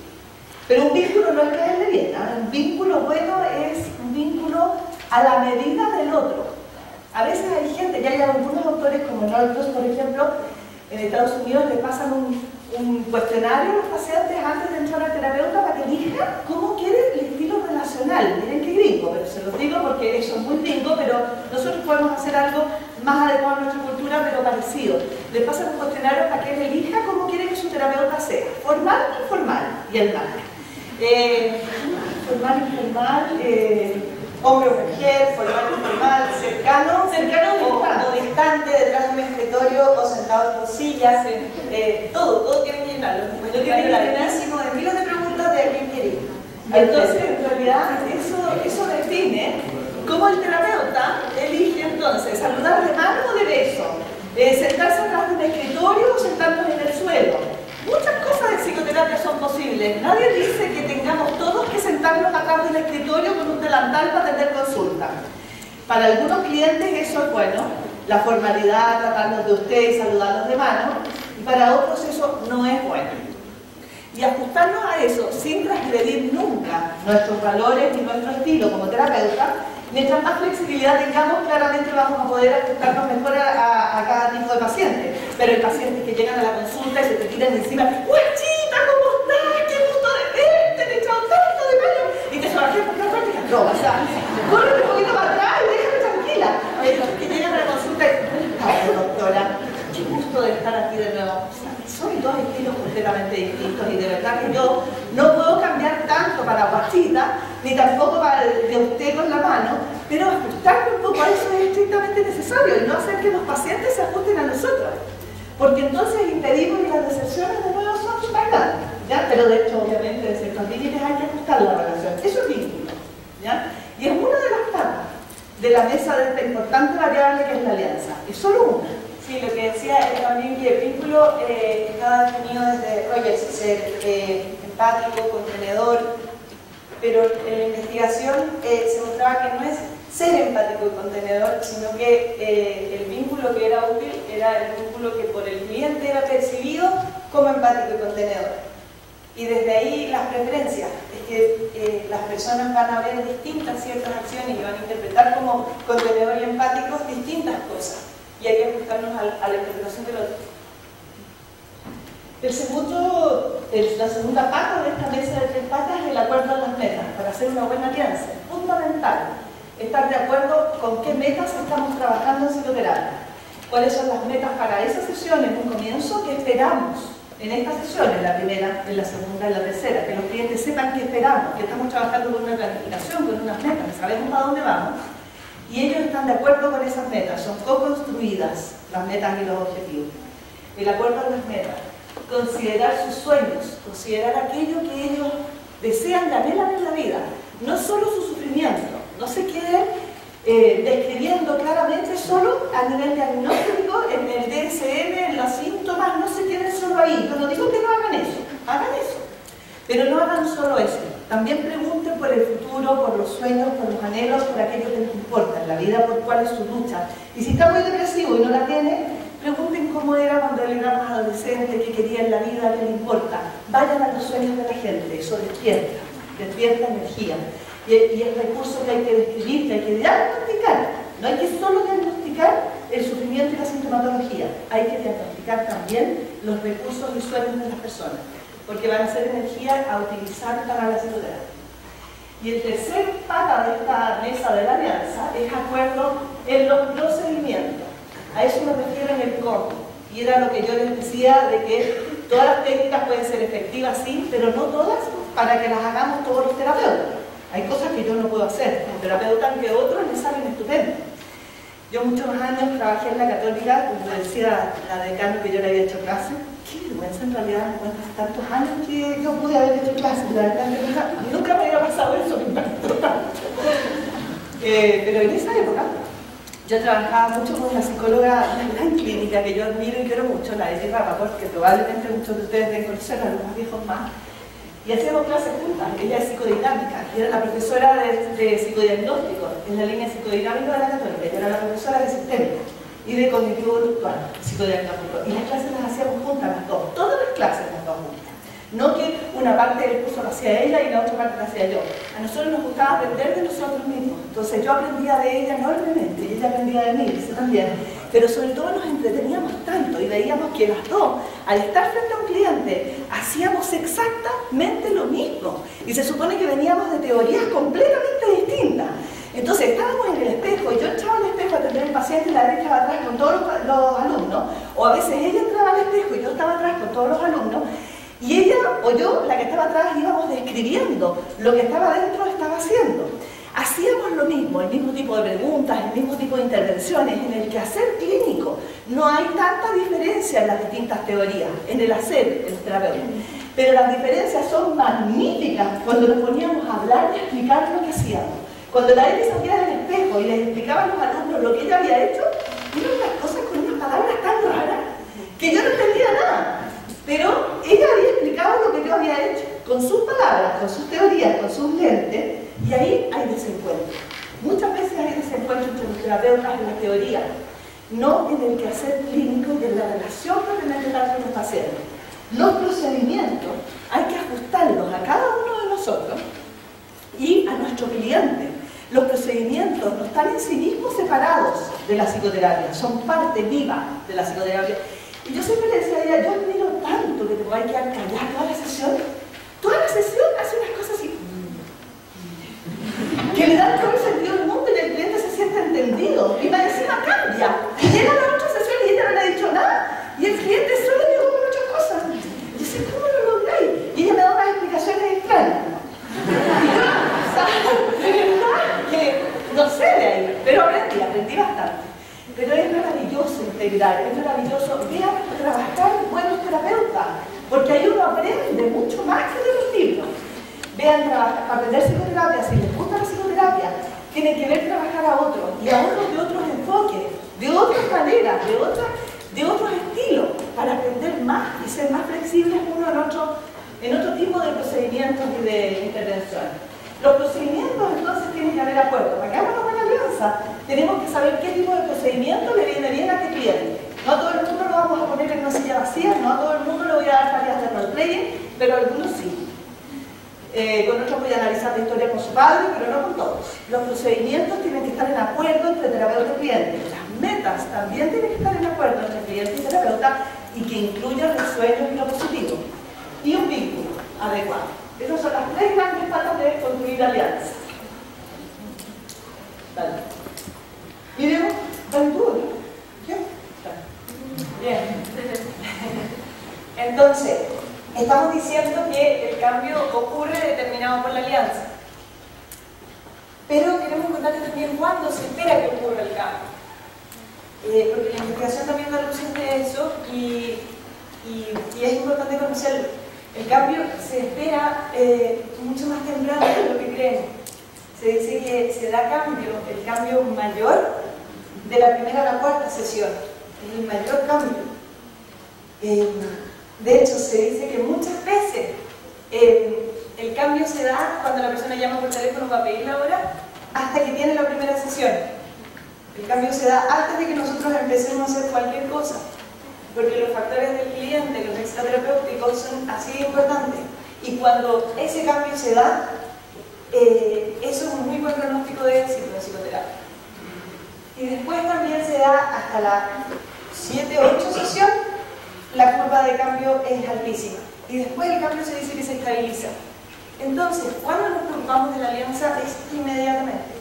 La alianza es el primer objetivo que tenemos que tener, porque la alianza es lo que hace que los clientes cambien por un lado y por el otro se queden. Y como se espera cambio al principio y se dice que si no hay cambio al principio, si no hemos visto cambio en la cuarta sesión, las probabilidades de que tengamos cambio disminuyen muchísimo. Y si ya no hay cambio a la décima sesión, es 90% de probabilidades que no haya cambio nunca. ¿Qué cambio, Paula? Entonces, porque no hay cambio en la sesión. Claro, no hay cambio en el carácter. El cambio, primero, el cambio que se da de la primera a la cuarta sesión se llama remoralización. Y la remoralización significa, cuando llegan los clientes, llegan cansados, llegan habiendo tratado de muchas formas de solucionar el problema y sin haberlo logrado, llegan muy desesperanzados. Y la desesperanza es muy difícil de solucionar, de llevar, y es lo que provoca deserción. Es el no creer que los psicólogos nos podemos ayudar, es el no creer que el tratamiento va a funcionar, es el creer que su problema no es solucionado. Vienen desmoralizados. La remoralización la necesitamos a la cuarta sesión, porque si no los pacientes desertan. Obviamente, si no creen que vaya a funcionar, a la cuarta sesión dicen ya. De hecho, las deserciones se dan, decía el Miller, el investigador, igual que cuando uno sale con alguien. Antes de la primera cita, después de la primera cita y después de la tercera cita. Son los más altos niveles de deserción que hay. Entonces, hasta la cuarta sesión esperamos remoralización y apuntamos a la remoralización. Y la remoralización significa que la persona crea que su problema es solucionable y que el terapeuta es el que va a poder ayudarlo a solucionarse. Eso lo necesitamos inmediatamente y eso lo logramos a través de la alianza, si no tenemos deserción. Y eso, cuando se mide el bienestar de la persona, el nivel de bienestar, con el cambio que ha logrado hacer, sube muy alto. Cuando logra la remoralización, el cambio se reporta como un cambio tremendo. Por eso sube tanto. La línea vertical es el nivel de bienestar reportado por cliente y la línea horizontal son el número de sesiones. Y si se fijan, el cambio que reporta es muy grande, aunque solamente haya sido como a nivel de remoralización, a nivel interno. Es como que nosotros no hemos hecho nada y los clientes cambian solos. Eso es lo que están diciendo. Y que fíjense que cambian antes de llegar al psicólogo. El solo hecho de decidir consultar les produce un alivio tan grande que ya dejan de sufrir, porque ya sienten que se van a poner en manos de alguien. Entonces se llaman etapas de cambio y se han ido estudiando cómo se van dando y cómo se van aliviando. El solo hecho de haber decidido consultar y de tener en mente a alguien que ya lo recomendaron, que le hablaron bien, es como que aumenta su nivel de esperanza. Dejan de intentar la solución que estaban intentando, dejan de darse golpes contra las paredes y se produce ya un alivio. Y si ustedes les preguntan a los pacientes cómo está ese síntoma o ese problema antes y después de consultar, se van a encontrar con maravilla, que en el momento en que yo le pedí la hora, ya se solucionó. Hay terapeutas estratégicos que utilizan eso, distanciando bastante la hora, sobre todo los problemas sexuales, por ejemplo, donde la mayoría de los problemas sexuales tienen que ver con el intento de solución, con tratar de contar desesperados porque no lo logran. Cuando ya pierden la hora, el doctor, y muchos terapeutas usan eso estratégicamente y le dan una hora bastante después, en un mes o 2 meses más, el solo hecho de haber pedido la hora hace que ya dejen de intentar tener el orgasmo y entonces eso viene porque es una respuesta que no está dentro de lo voluntario. Es decir, los cambios se dan sin que los terapeutas hagamos algo tan técnico. La técnica de la que ahora empezamos a entrar después de la tercera o cuarta sesión. Primero conocemos al otro, hacemos un diagnóstico, ¿verdad? Hagamos una alianza. Y ahí el cambio no es real, el cambio está al principio, en la mayoría de las sesiones. Esto es importante saber. ¿Qué se espera después entonces? Hasta la séptima sesión, octava, se espera la remisión sintomática, a la octava sesión. Y esto es medido en los diferentes trastornos. Y de ahí, de la 12ª sesión en adelante, el cambio caracterológico que se llama.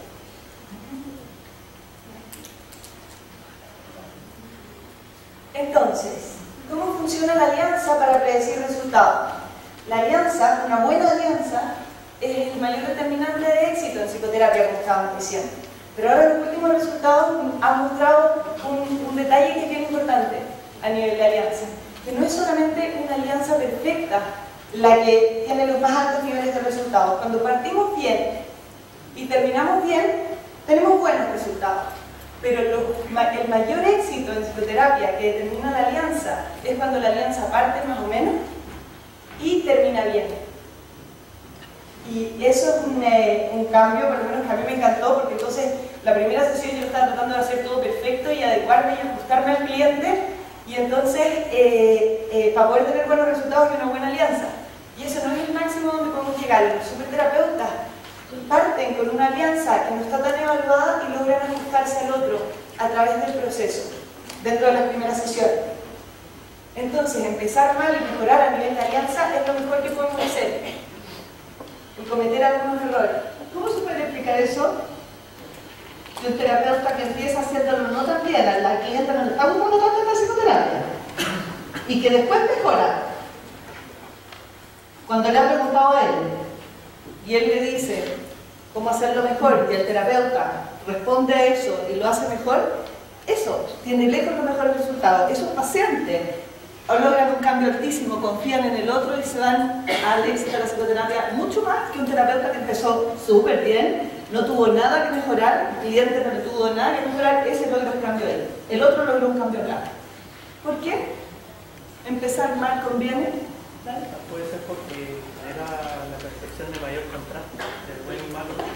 Sí, pero contraste, ¿por qué esa percepción de malo a bueno le hizo tan bien al cliente? ¿Por qué podría gustarle eso? A ver. Porque como usted decía, ve el espejo también del terapeuta en el mismo, de que también se puede equivocar y que también esa flexibilidad que puede tener el terapeuta para ajustarse. Claro, porque puede cambiar, y sobre todo porque, ¿tú qué estás diciendo? ¿En qué sentido le quiebra los pies? Yo creo que porque a lo mejor esperaba como tener una buena relación desde el principio, lo normal. Y si no es así, a lo mejor en la primera sesión ya un terapeuta que está más calificado, una alianza y después a la segunda sesión hay un cambio, o sea, está viendo cambios. Está viendo que él tiene algo que ver con ese proceso de psicoterapia, se involucra, se logra la participación activa, se da cuenta que él puede decir cómo y que el otro puede cambiar, y él también entonces puede cambiar. Es un muy buen modelo de estar haciendo las cosas mal y empezar a hacerlas mejor, pero además se le da un rol protagónico al otro, que eso es demasiado significativo, que el otro se sienta que me hace caso, yo soy válido, lo que yo pienso me importa. Y eso, ese pensamiento confiante, sentirse importante para el terapeuta, es demasiado sanador. A él le dan ganas entonces también de hacerle caso al cliente, al terapeuta. Se produce un nexo, una conexión que es total. ¿Se entiende por qué no? Se siente partícipe. Tiene que ver también con que cuando el terapeuta mejora, le preguntó al otro ¿qué quiere que se mantenga, qué estuvo bien de esta sesión y qué puede mejorar? Y cuando el otro le dice, entonces estos terapeutas logran mejorar porque logran que el otro le diga en qué mejorar. Y cuando el cliente entonces ve que el terapeuta se está esforzando por ajustarse, eso genera participación activa. Pero también porque lograr una evaluación baja de la alianza no es tan fácil. Tener una mala alianza es difícil, pero lograr que te digan que tenemos una mala alianza no es fácil porque no estamos acostumbrados a criticar, a dar feedback negativo. Creemos que vamos a herir al otro. Y entonces, como terapeutas, lograr que nos digan esto no me gustó tanto, esto me gustaría que mejorara, es de lo más difícil que hay. Saber cuando nos equivocamos, porque seguro nos equivocamos. Seguro nos equivocamos en algo a nivel de alianza. No sabemos lo que el otro necesita, no sabemos lo que viene a buscar. Siempre hay algo que podríamos haber hecho mejor. El saber qué y el que el cliente otorgarle la comodidad para que pueda reportar que no estuvo tan bien y para decirnos que eso es tremendo. Entonces, lograr una evaluación baja de la alianza es muy difícil. Tenerla y además mejorar es lo que genera la participación activa y niveles altísimos de resultados. Entonces, el punto no es no equivocarnos, pero es lograr saber cuándo nos equivocamos, en qué, y poder mejorar. Eso es lo que hacen los superterapeutas. Bien. te adelantaste un poco ahí a los superterapeutas. Vamos a mirar qué hacen, porque aquí se trata de poder ser mejores terapeutas más que tener mejores técnicas. Esto pasa necesariamente por tener alguna técnica, sí, y manejarla muy bien, como yo no dije tan claro que aclaró la Paula. Pero no basta, pero para nada. Con eso tienen el 15%. Para todo el resto de tener éxito en la psicoterapia necesitamos desarrollar las habilidades del terapeuta. Cuéntame. Estabas levantando la mano, ¿verdad? Sí. Dime. Se me vienen algunas dudas a la cabeza, porque he tenido que conocer algunos programas, sobre todo públicos, en los cuales envían a las personas y muchas veces sin que esa gente desee y tienen grandes problemáticas, pero aún así existen alemanes para asistencia. Sí. Me ha tocado trabajar allí y si bien uno hace todo lo que en sus manos, lo que puede saber, siempre es difícil romper ese hielo. Y los psicólogos podrían hacer algún comentario al respecto sobre cómo lograr alianza con alguien, una buena alianza, siendo que ya te está diciendo que no y que no y yo ya no. Sí, que no quiere estar ahí. Ok. Te pediría que me dejes un momentito terminar con estas partes. Me quedan como 2 láminas nomás de esto de los superterapeutas y después quiero abrir un espacio para conversar con ustedes lo que pueda resultarles útil de lo que sepamos y en ese momento te voy a responder la pregunta de cómo entablar una mejor alianza. ¿Te parece? Gracias. Y esa es una muy buena pregunta además porque la conferencia, la última conferencia de Miller se llama Clientes Mandados. Se llama ¿Cómo trabajar con personas que no quieren venir? Que no quieren estar ahí, te obvio. ¿Qué hacemos con eso? Ese es los resultados de investigación acerca de eso y cómo tener efectividad cuando estamos en esa situación. Esa es esta conferencia. Bien, con los superterapeutas le hemos dicho que si bien no hay diferencia de efectividad entre los distintos enfoques, sí hay una gran diferencia entre los terapeutas. Hay excelentes terapeutas psicodinámicos, sistémicos, cognitivos, de todos los distintos enfoques. Y hay pésimos terapeutas, algunos que hacemos daño o que hacen daño, sin darse cuenta, por supuesto, pero eso es tremendo. O sea, cuando uno mira la investigación y ve que hay gente que hasta en terapeutas que les ha hecho daño realmente institucional. Y eso pasa en todos los enfoques, no es la técnica, es la persona. Bien, los terapeutas varían en su efectividad de un 20 a un 70%. Y eso lo dijo Paula ya. Fíjense que no hay diferencia entre los profesionales, los estudiantes, los paraprofesionales, no hay diferencias significativas en efectividad, y eso nos decía muy al comienzo. Algunos son superstars, mientras que otros son super no sé qué. Pero ya, lo que pasa es que no,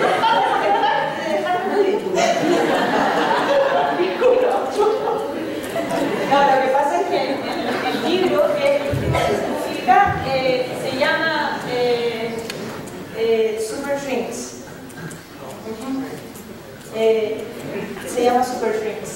Superterapeuta. ¿Qué significa? Superterapeuta.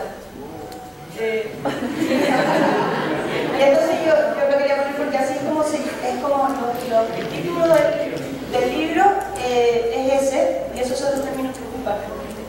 Y creo que es importante ponerlo también. Lo que dice también es que no hay diferencia a nivel de formación de estudiantes, de paraprofesionales mínimamente entrenados, dice, y de terapeutas con altos niveles de experiencia. Otra razón es porque los que están recién empezando, los que estamos recién empezando, creemos que todos los problemas tienen solución. Viene alguien que tiene un trastorno terrible, una vida terrible, y nosotros decimos, no, sí vamos a poder, yo sé que vamos a poder. Y en cambio los terapeutas ya con más experiencia, que saben que no se puede, entonces ni siquiera lo intentan. Y los terapeutas más jóvenes lo intentan con todas las ganas y muchas veces ahí sí tienen buenos resultados.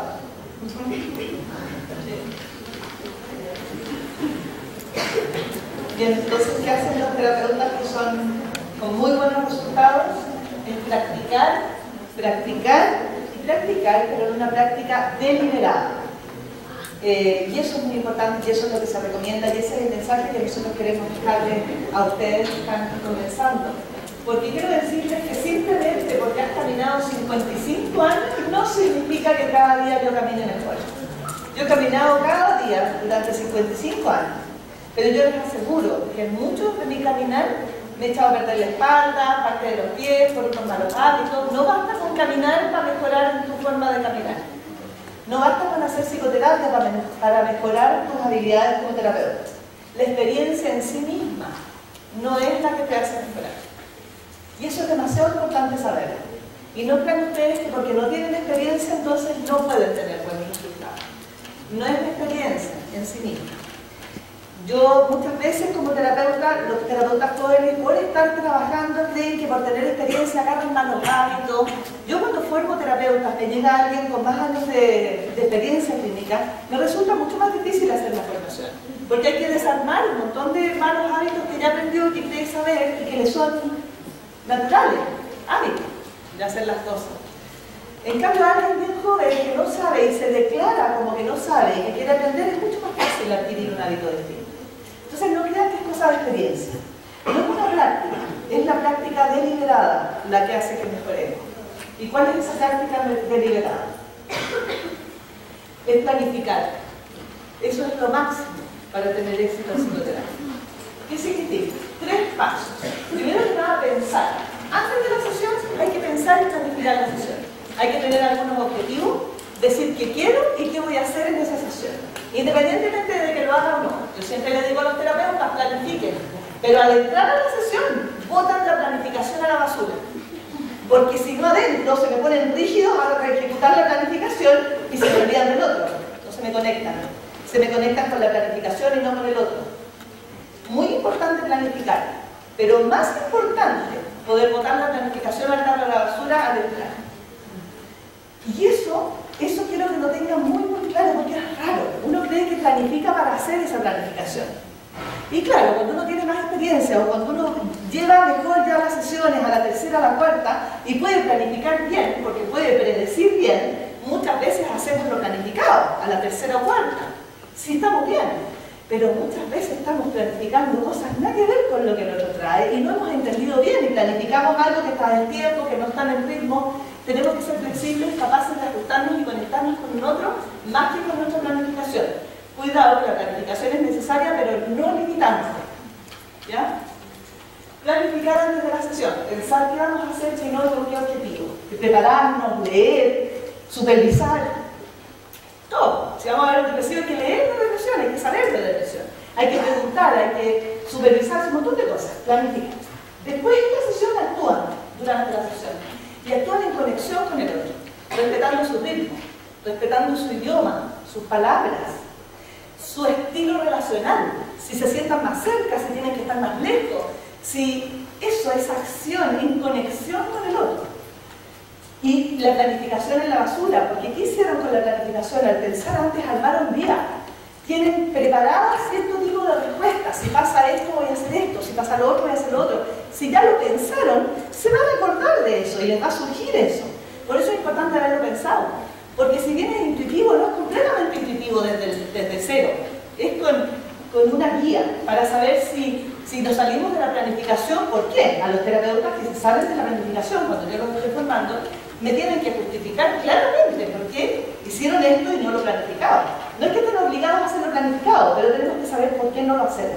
Porque si hemos decidido hacer eso, dar cuenta de por qué no, es parte de ir llevando el proceso de ser directivos y responsables del proceso y de lo que vamos a hacer. Y por último, después de la sesión, reflexionar acerca de esa sesión y acerca especialmente del feedback que les dio su cliente acerca de esa sesión. Esa es la reflexión que les permite pensar y planificar para la siguiente sesión antes de la sesión. Y ese es el círculo de la práctica deliberada. El feedback muy temprano del cliente y reparar los clientes. Es lo que marca la práctica deliberada. Fíjense que el feedback es importante aun cuando los terapeutas no hagan caso al supervisor o la petición del cliente. El solo hecho de haberlo pedido eleva un 70% las posibilidades de éxito de ese terapeuta. Es decir, el cliente abre sus puertas, baja la resistencia, solo porque le preguntaron, aun cuando no le haga caso. O sea, imagínense el valor que tiene preguntarle el feedback al cliente, aunque no hagan lo que le pidieron. Mejor. Y la pregunta abre a una cultura de participación. Entonces, después de la siguiente sesión, a veces uno no pregunta y te dicen, esto no me gustó tanto. Y entonces uno puede empezar a trabajar. Y ellos empiezan a pedir y uno dice, y hay un acuerdo. Es un acuerdo en el procedimiento. Porque no es que nosotros vayamos a darle todo ni ellos vayan a recibir todo. Es que vamos a ir construyendo. Por eso hay tantas distintas formas de hacerlo también. Tenemos muchas herramientas. Y esto es lo que la investigación muestra entonces que estos superterapeutas hacen. ¿Qué es lo que dice? Que actúan durante la sesión, hacen lo mismo. En las distintas técnicas aplican la técnica. Que lo que hacen distinto es que agregan. Antes de la sesión y después de la sesión hacen estas otras cosas distintas. Distintos de los que no son muy exitosos, de los niveles de éxito más bajos. Esa es la diferencia. Logran, que era lo que hablábamos de la alianza, logran que el otro dé un feedback con esto y entonces reparan los quiebres. Y piden feedback temprano, porque los clientes no nos van a decir esto no me gustó si uno no se los preguntó. Y si uno no se los preguntó bien. Porque cuesta mucho. Las personas simplemente desertan. No nos avisan por qué desertaron ni qué fue lo que pasó. Ni nos dicen, si es que sigue pasando esto, voy a desertar. Simplemente dejan de venir. Y eso pasa súper temprano en la sesión, en las primeras 3 sesiones. Y entonces los superterapeutas lo que hacen es lograr recibir este feedback y entonces reflexionar y volver a planificar otras sesiones donde lo integren. Y le preguntan, ¿te pareció que esta vez, con respecto a lo que hablamos antes, mejoró? No, no mejoró. Ok, entonces intentan una estrategia para mejorarlo. Y entonces se da una cultura de participación con el otro. Bien, vamos a cerrar entonces esta presentación, dejándolos con las 3 ideas principales de esta presentación, que es que los cambios se producen de forma temprana. No esperemos eternamente, si no se producen en las primeras sesiones es muy difícil que se produzcan después. Lo que no pudimos arreglar al principio, no lo vamos a arreglar con más tratamiento. Todo lo contrario, podemos empezar a acertarlo. Así que intenten lo que están intentando y sepan bien qué es lo que van a intentar y cuáles son los objetivos a la 3ª o 4ª sesión. Si lo consiguen, la remodelización, que crean en ustedes como terapeuta, que el cliente crea en él con recursos, por eso es tan bueno ser un espejo del otro que sí puede y no solo lo terrible que no puede, para que se den las primeras sesiones de este cambio de creer que ellos con sus recursos pueden solucionar sus problemas, de creer que los problemas tienen solución y de creer que el terapeuta que tienen al frente tiene herramientas y procedimientos con los cuales sí sirve de entablar esa alianza. Si eso lo logran a la 3ª o 4ª, van a lograr la remisión sintomática después, a la 6ª o 8ª y el cambio después cuando se deba. Pero no estén tratando de lograr cambio caracterológico en las primeras sesiones, porque eso no se da, ni remisión sintomática tampoco. Pero no digan que nada se puede lograr. Y lo otro es que cuando uno dice los cambios se producen en forma temprana, es importante que los pacientes también sepan qué es lo que tienen que esperar, en qué sesiones y con qué procedimientos, para que vayan con ustedes en ese ritmo. Después, la segunda idea es que la alianza es el mejor predictor de cambio, por sobre las técnicas. Esto hemos hablado bien y queremos dejar claro. Y después que hay que recibir feedback y reparar. El repararlo incrementa la posibilidad de éxito de nosotros como terapeutas. Esas son las 3 ideas principales que nosotros quisiéramos tocar. ¿Vale? Y quiero decirles muchas gracias y con esta frase de que desde hace mucho tiempo la psicoterapia ha sido un lugar donde se va a hablar de los problemas. Nosotros queremos invitarlos a hacer de este espacio un lugar donde también se hable de los sueños de las personas. Y queremos desearles éxito en su camino como profesional.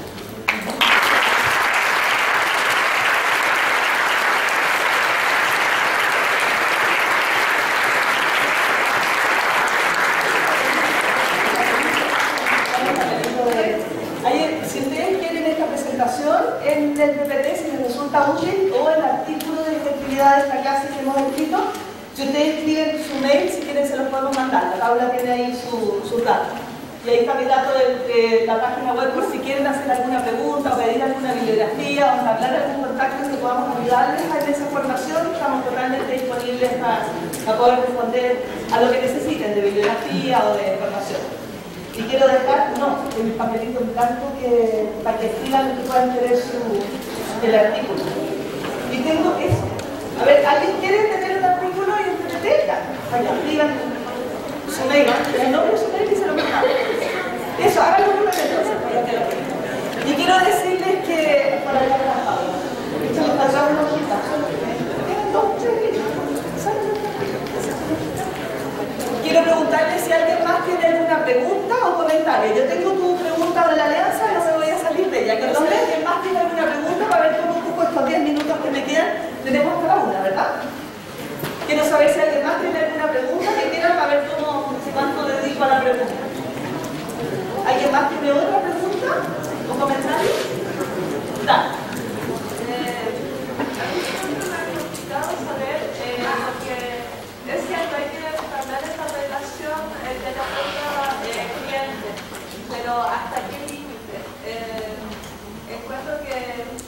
Me gustaría saber cómo poner esos límites de no involucrarse más allá, que eso tampoco... Sí, no es terapéutico. Muy bien, muy buen punto ese. Lo voy a poner cuando hable de esto. No lo hablo y no está bien lo hablar. Está muy bien tu pregunta, muchas gracias. ¿Qué más? ¿Qué otra pregunta? Dale. Cuando uno no ve cambios ya después de la cuarta sesión. Muy bien, ¿qué se hace? Eso está en una lámina que le dije a la Paula que mejor la sacara, que era muy específico. Vamos a verlo. ¿Qué más? Dale. ¿Cómo se puede organizar un proceso de seguimiento para traerse los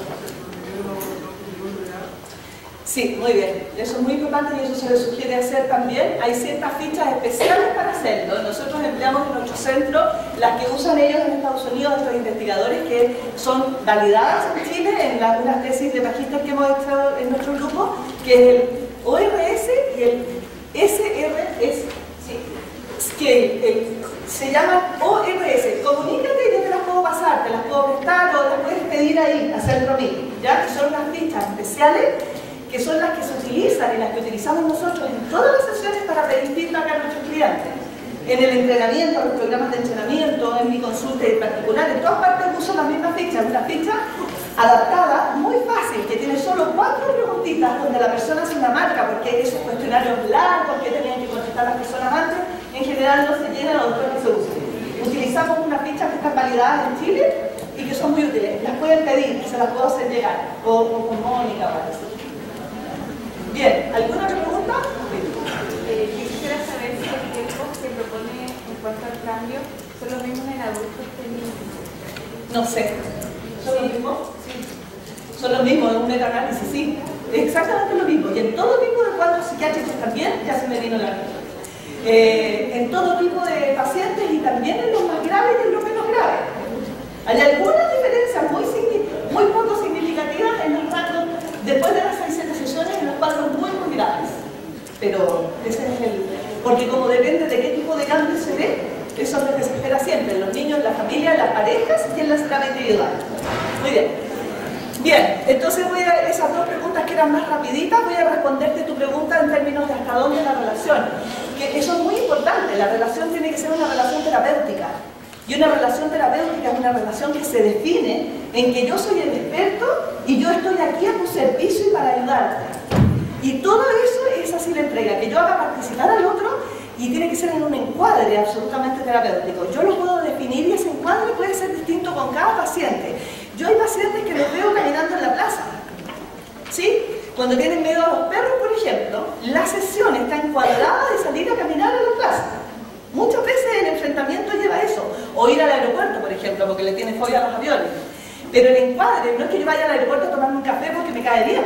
No, estoy haciendo un tratamiento. Entonces el encuadre debe de estar definido claramente y ese marca la relación. Y la relación debe de ser siempre terapéutica y nunca transgredir ni un ápice de comodidad. Fíjate que es mucho más importante que el terapeuta esté cómodo a que el cliente esté cómodo. Entonces preocúpense ustedes de generar el límite, porque hay gente, se han fijado que hay gente que tiene un margen de distancia, hay gente que en las salas de esperas, por ejemplo, se puede sentar muy cerquita y otros como que necesitan como 1 metro así vacío. Eso hay que ir respetando de cada uno. El terapeuta es el que manda el nivel de distancia y cercanía. Después del propio pueden ajustarse al otro, nunca transgrediendo sus propios límites, sus valores y por supuesto, el contexto ético y con todas las condiciones que en eso hay que pensar. Bien. Después, ¿cómo entablar alianza con pacientes mandados? Primero que nada, la mayoría de los psicólogos estamos en estas situaciones obvias, sí, pero muchas veces estamos recibiendo personas que no se lo leen o que quieren consultar. Nos llaman las mamás para que guiamos a los hijos o a los adolescentes o niños. Nos llaman también mujeres para que veamos a los maridos alcohólicos o maridos para que veamos a las mujeres depresivas. Eso pasa, generalmente. No siempre tenemos al cliente frente a nosotros. Por lo tanto, la primera misión de un buen terapeuta es definir su sistema consultante. Y para definir el sistema consultante significa saber, necesitamos 3 ingredientes que tiene que tener el sistema consultante para poder hacer una psicoterapia exitosa. Si nos falta alguno de estos 3, no nos va a resultar la psicoterapia, por lo tanto hay que preocuparse de tenerlo. El primero es alguien que tenga un problema. No siempre se da están en la misma persona. Y por eso es interesante el enfoque sistémico, que me permite trabajar no solo con el individuo, sino que con su contexto, porque muchas veces estos tres ingredientes de la psicoterapia, como los ingredientes para un cake, harina, azúcar y leche, necesitamos de los tres y si no nos queda mal. Aquí necesitamos a alguien que tenga un problema, que a veces no es el que está al frente, es el hijo adolescente, por ejemplo, pero no quiere venir a terapia, o lo manda, y viene, pero mandado. Necesitamos un otro ingrediente que es una motivación. Necesitamos a alguien que esté motivado a solucionar dicho problema. La motivación en general está en las mamás o en los maridos para que las mujeres se mejoren, o en las mamás para que los hijos algo, o en los profesores del colegio que mandan a psicoterapia a los niños, y las familias no tienen ni idea y les da lo mismo, y los niños no tienen idea si tienen algún problema, pero los profesores están motivados. Bueno, hay que incluirlos como sistema consultante, es decir, son parte de la entrevista y deben de incluirlos para que pueda hacer bien psicoterapia. Motivar a alguien que tenga un problema, motivación para solucionarlo. Esto significa alguien que sufra, alguien que quiera que esto se arregle, alguien que esté intentando que esto se arregle. Esa es la segunda variable. Y la tercera es el poder de solucionarlo. Poder no desde la autoridad, sino desde ¿cómo se dice la otra palabra? Es como el podérsela, el empowerment, el sentir que tengo la posibilidad de hacerlo. Porque, por ejemplo, si tengo un colegio que me deriva un niño que tiene mala conducta, el niño tiene un problema, el colegio está motivado, pero no tienen el poder de solucionar este problema. Para eso necesito el papá o la mamá que aquí en la consulta también. Parte de mi sistema consultante. Eso es el poder, me refiero con poder no a autoridad, sino que a alguien que pueda solucionar el problema, que sus acciones tengan un nivel de influencia para afectar y solucionar el problema. De modo que quienes tienen pacientes mandados tienen que definir un sistema consultante más amplio, donde incluya a alguien motivado y a alguien con poder para solucionar las cosas. Y ahí entonces hacer una intervención que es más amplia. No necesariamente familiar con todos juntos, pueden ser separados. Pueden a veces hablar con el colegio, voy al colegio, hablo con los profesores, veo cómo ellos pueden intervenir, o los cito al padre, con el niño, solo. Ahí voy viendo según mis objetivos. Pero lo importante es que tengan muchos ingredientes. ¿Bien? Y otra pregunta más me quedaba por responder, ¿o no? Ah, la tuya. ¿Qué se hacía si no se veía cambio en las primeras sesiones? Muy bien. ¿Qué se hacía si no se ve cambio en las primeras sesiones? ¿Tú quieres terminar algo? Sí, algo chiquito de investigación de los datos que dieron ahí y que a mí me impactó mucho y que cuando lo he dado muchas veces la reacción es pero eso yo no lo creo. Los datos son que cuando la motivación con la que llega la persona, si es que en el fondo está de acuerdo con que tiene un problema o no, si es que viene mandado por el juzgado o por el colegio, esa motivación no incide en el resultado final de la psicoterapia. No podemos decir que el proceso no funcionó porque la persona no estaba motivada, porque la motivación es algo en lo que nosotros podemos influir como terapeuta a través de ciertas acciones. Y entonces él define ahí distintas cosas que hay que hacer específicas con esos clientes, que es mucho más largo y si quieres puedes pedir la bibliografía, porque es muy interesante los movimientos que tienen que ver con conectarse de nuevo con ese otro, que es mucho más difícil conectarse. Y hay ciertas estrategias específicas para hacerlo. Sí, de nuevo. Sí, si no podéis llamar al sistema consultante, podéis trabajar con ese paciente mandado que no quiere estar y con alta resistencia, con estrategias muy específicas, pero eso no, ya es grande para meternos en eso. Pero si queréis escribirme y yo mandarte la bibliografía específica para que lo aprendas con todo. ¿Ya? Ahora, ¿qué hacemos cuando el paciente no ha hecho los cambios en las primeras sesiones? Cuando no se supone entonces que si no logramos lo que teníamos que lograr ahí, no lo vamos a lograr después. Así que no traten de seguir remoralizando a alguien que no se remoralizó en 3 o 4 sesiones. Si esperan eso, después esperen el cambio sintomático a la 6ª o 8ª. Si no lo logran, no sigan intentando lograrlo porque ya no. Y ahí se sugieren 3 cosas muy específicas. En la primera, que no lo lograste, hay que evaluar que sí, a la 4ª sesión, si es que no se reporta nada de cambio, tenemos que cambiar lo que estamos haciendo, hay que cambiar el qué. La forma en que estamos haciendo, la forma en que estamos trabajando, la técnica que estamos utilizando, tenemos que hacer un cambio nosotros. Porque eso que estamos haciendo... ¿En la alianza o en la técnica? Claro, tenéis que evaluar los 2 niveles. Ver que a lo mejor tu alianza no está tan buena o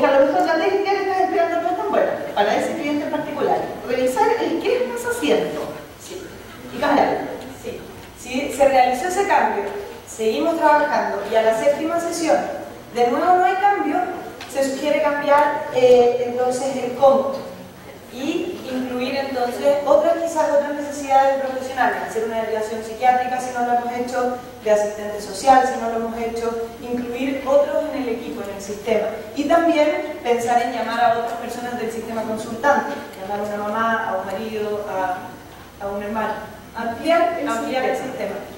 Eso es lo que si la segunda vez no te resulta, lo que sugieren es ampliar el sistema, y si a la 10ª no te resulta, se sugiere la derivación.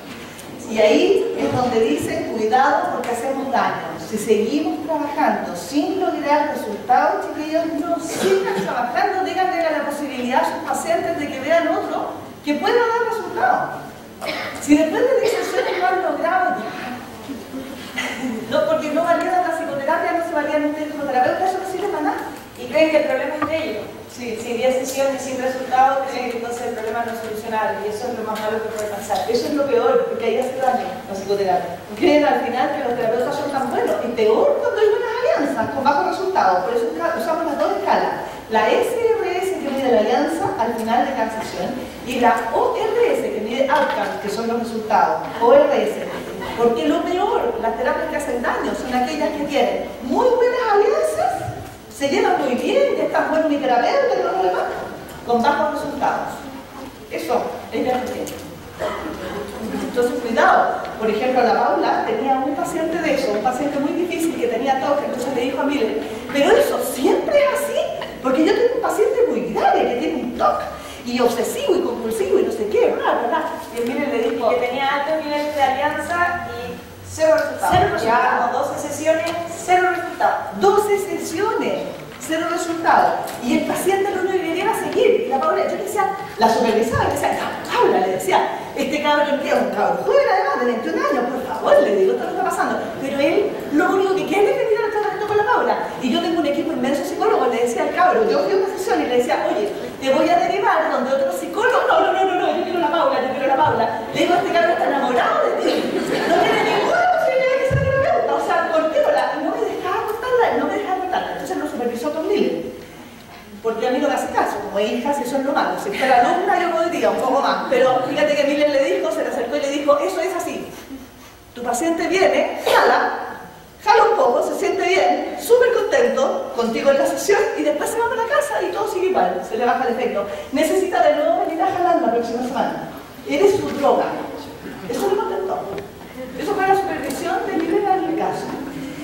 Y le dijo que así como las drogas hacen bien y mal, su psicoterapia estaba haciendo bien y mal.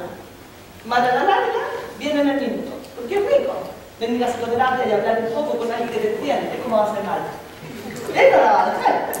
La alianza está altísima, los resultados bajos. La peor de la situación. Así quedan ellos diciendo, pobre terapeuta, es tan buen terapeuta, soy yo el que no tengo arreglo. Así no dejemos a la gente salir de nuestras consultas. Cuando no nos resulten las cosas, entonces cuando llega a la derivación, ahí te voy a contestar más, porque cuando llega la derivación en la 10ª, la derivación debe de ser así. Yo no tengo las competencias para poder hacerlo. Tú sí tienes resultados y posibilidades y necesito que intentes con otro tipo de psicoterapia y con otro tipo de terapeuta donde puedas tener mejores resultados. El mensaje debe de ser la incompetencia de los terapeutas y la posibilidad de mejoría de los clientes. Porque si no hacemos eso explícitamente, lo más probable es que la definición de la situación quede al revés. Eso es muy dañino. Bien, muchas gracias. Vamos a ver.